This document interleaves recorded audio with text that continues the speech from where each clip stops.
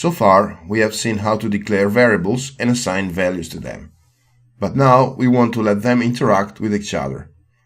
That's where we need operators. As a matter of fact, the equal sign was our first operator. Its goal is to assign a value to something, and that's why it's called an assignment operator. We can divide operators in families, depending on the actions they can perform. We can have arithmetic operators that are used to perform the basic mathematical operations: add, subtract, multiply, and divide. The remainder operator returns the rest of the division performed between A and B. Unlike most other programming languages, in Swift, the remainder operator works on both integers and floating point numbers. Increment and decrement operators are used to increase or decrease a value by 1 unit at a time. They are expressed by 2 plus signs or 2 minus signs. Then we have the compound assignment operators. They are a simplified form combining assignment and arithmetic operators. Comparison operators are used to compare values and are mostly used in combination with control structures to alter a program's flow.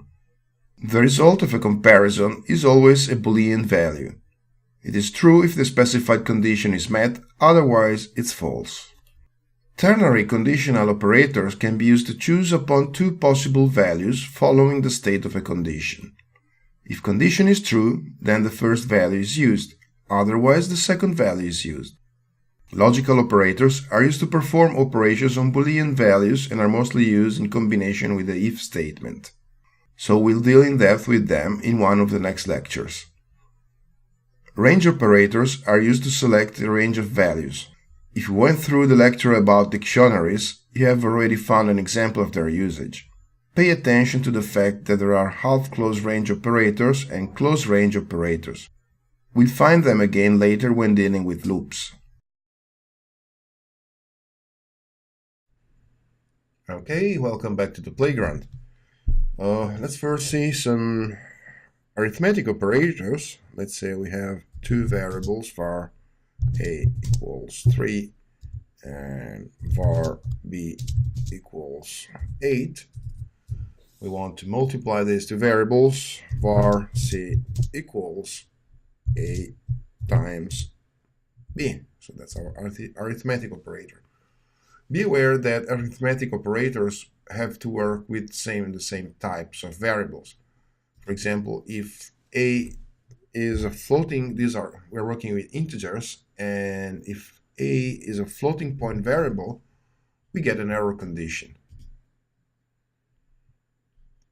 So let's make sure that the types of variables are the same. For example, here 8.1 is another floating point variable. There we go. Now it works. The simplest way to declare a floating point variable using inference is just to type 8.0. So just type the decimal point and Swift will recognize it's a floating point variable, even if it looks like an integer, and will be dealt with as a floating point variable. Okay, let's have a look at a remainder operator. Let's say var d equals, we want the remainder of a and b. A remainder b, 3.2. Or if you want a remainder between integers, 10 remainder 7, it's going to be 3, because 10 divided by 7 is 1 and remainder is 3. Most programming languages can do reminders just with integers, but Swift allows me to do reminders also with floating point numbers. Okay, let's have a look at compound operators. Var f equals 10, f plus equal 2, which is the same as saying f equals f plus 2. The same if I want to subtract from f. F minus equals 5 I'm going to subtract 5 from f. Okay, let's see some comparison operators now. I want to see if a is less than b. So var check equals a less than b. And it's true because a is 3.2 and b is 8.0, so a is less than b. Let's change these values. If a now becomes 9.2, check is false because a is now bigger than b. We're going to use a lot of these comparison operators with if statements and loops. Let's now have a look at ternary conditional operators. And I want to have a sentence that tells me if I have or I don't have a certain type of motorbike. So we start with a variable, my bike equals Honda. And this variable will hold the make of my motorbike. Then var bike flag equals my bike equals BMW.